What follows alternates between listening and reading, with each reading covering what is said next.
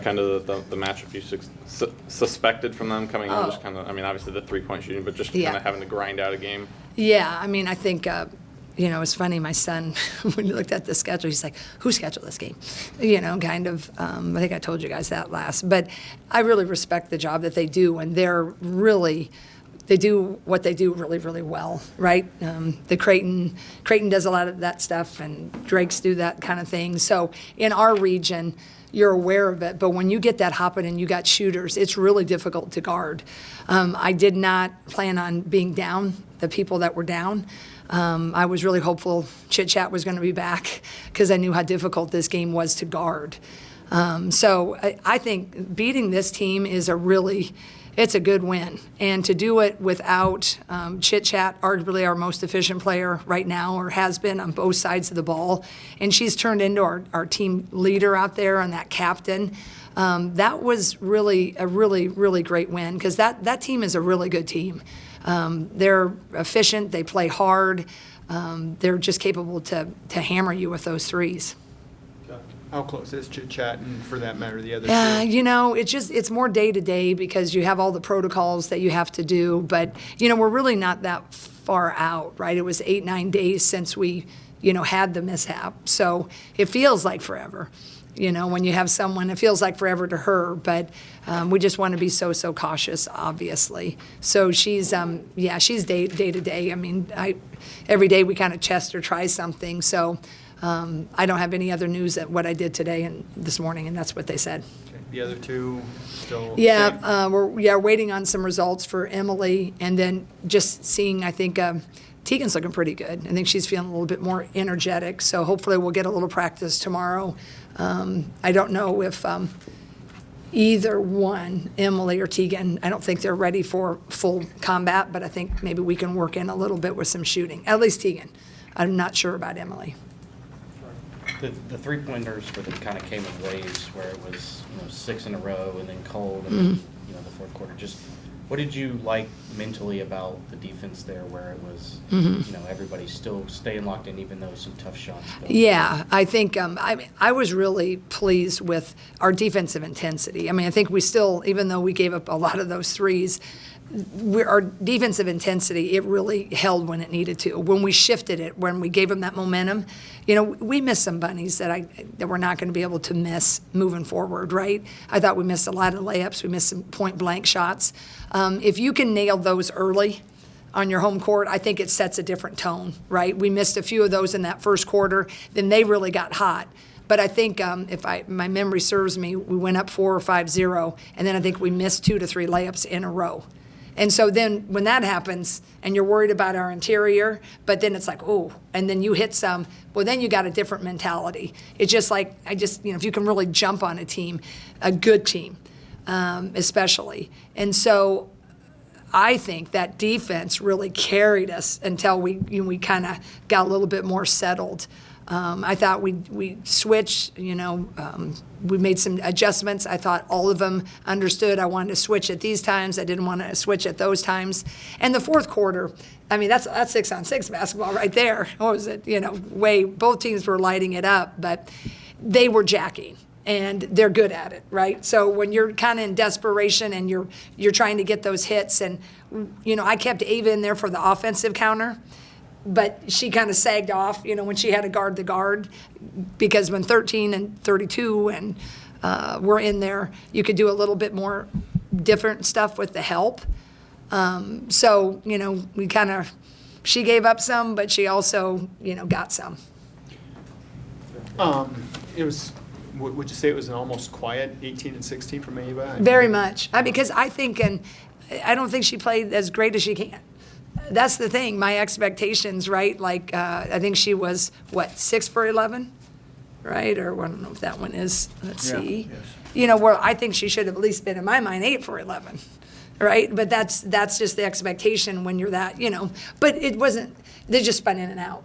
But I think when we get her to that point, when those spinning, usually drop, but it was quiet, right? I think we missed her a little bit. I think they were, their game plan, everybody is really jacking us a lot. You get a few calls, but you don't get some of them.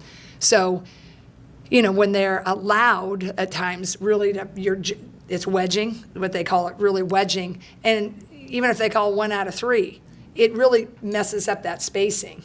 And so that's the thing I don't like is sometimes what your game plans are. But, there's always counters. If we get pushed out so far, we can go to our high post. And if they front, we got a different action. So I'm pleased with where Ava is static.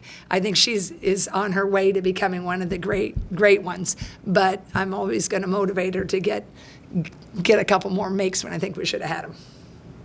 It kind of seemed like once Taylor got that technical, the team and the place kind of woke up a little bit. Right. Was that the case, and have you ever seen something like that? Yeah, you've seen it, and I know it's a point of emphasis, right?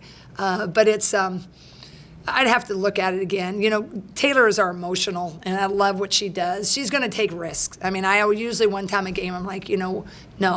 She throws a full court pass, but she has the guts to take it, and she can handle the ramification if it wasn't the right decision. So she loves, I think we love watching Strim play because she is that fire, and she's going to get that rebound. I assume that when the big block happened, the kid just happened to be there, and she was like, yeah. And it appears, because Taylor's not a true trash talker. And I've coached a few. We will not name names on that. But she, I think it was just her exuberance. And so they probably had to call it, but I have to watch it, see it again. So I'll give the Stripes the benefit of the doubt. But I think the way we handled it, it's like, I brought her over. I said, hey, I love your emotion. I said, you can't do it in her face. And I moved on. Because if you take that, you go like, what are you doing? How could you do that? You know the rule. The tone is like, you don't want to lose what makes her that passionate. But I do think it kind of helped fire everybody up a little bit, which made it fun. It had been kind of a slow start for Kylie, but comes out and has a big second half. Just, I know you didn't worry about her or anything like that, but how big was that for her to I'm just so happy for them. As a mom, as just a person, a coach, like you need it for the win, but your emotional part is when you see these young people work so hard and it isn't, they're not hitting or just, they're getting tighter. Just to see it when it works, that's just the greatest thing. It's the greatest thing about coaching, and I think parenting too, if you're lucky to choose to be a parent, is when there's a breakthrough. So I hope, if we see that, Kylie, moving forward, boy, does that help our team, right? Now, she doesn't have to be quite that, stellar, but man, if we can get her close to that and have a chit-chat, when we get her back, she's been pretty efficient. We get Kylie being more of a threat like that. And then Taylor McCabe, you give her that much, typically she's going to hit it. That's going to open us up a lot. But aside from the strategies, I'm just really thrilled because Kylie's a really, really good kid, and I'm happy for, I hope, the happiness she's having right now. Relief. McCabe didn't come off the floor the first half. Was that something matchup-wise, or what? Yeah, a matchup, because what is so cool about McCabe? When we recruited her, she's one of the best shooters I'd ever seen, and that story's been told to death. When I was 2 courts down and I made Lisa come down, I said, you got to see this shooter. She was playing for a team called Omaha Factory, but her shot was so lightning fast, and so we quickly elevated our recruitment of her. And so she got here, and three-point shooter. And so she's she's just waited her turn and worked. And so I talked with her in between one of those summers. I said, look, everybody thinks you're just a shooter. I said, you got to put on some weight, and you got to lean in to what you can be. And she did, boy. And she has become one of our better defenders. She understands the switches. She understands angles. She's fit as a fiddle. And she can be a dagger, right? So that's why we got a little foul trouble, right? Strim had some foul trouble. Kylie had some foul trouble. So against a team like that, we needed a defender. Plus, I needed some points. So her trajectory's been great. But that's a kid who has totally always listened and did and bought her and bought the time. bided our time. You guys fall behind 22-10 against a team like Fairfield with that firepower. It can feel a little unsettling just because of what they can do offensively. What did you feel like turned? It was late in the first quarter. I think you guys ended on like a 7-0 run and then tied it in the second quarter, and obviously went from there. Just what do you feel like turned in that late first quarter? Yeah, I just felt like the shots we had missed were not going to continue to be missed. And I felt like we had the counter on the inside. And I do feel like our defense is pretty good. And you had to ride the waves. I watched film. Like, I watched their South Florida game, and they came out and scorched 25 points in the first quarter. The second quarter, I mean, they won the game, but the law of averages. Like, if they were going to hit just like the first and the fourth quarter, man, I mean, hats off, right? But I just felt like eventually they were going to cool down, and we were going to be able to get some of that inside action. And, we're still, we're not as efficient offensively as I think we can be or will be. But, I mean, I'm telling you guys, we're taking out Chit Chat, who makes you pretty efficient. So we're getting a really good experience for our players that, have to be in these pressure situations, handling a little bit on pressure, having to make these decisions. So I think that offense is really going to continue to get more efficient with time. And that's what I think I just kind of held. Sometimes as a coach, you're like, you want to like, what the heck are we doing, blah, blah, blah. But I just think staying steady. And then we went a little bit more switching.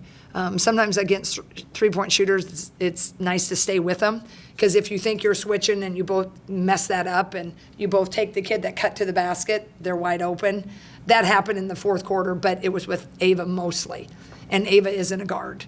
So then when we went to the switching, I think that changed it a little bit. So we were kind of trying to do some different things. So I'm just confident in our defense and the fact that I thought, man, if they can really shoot 70% from three the whole game, Perfect. Excellent. All right, thank you so much. Really appreciate you covering women's basketball.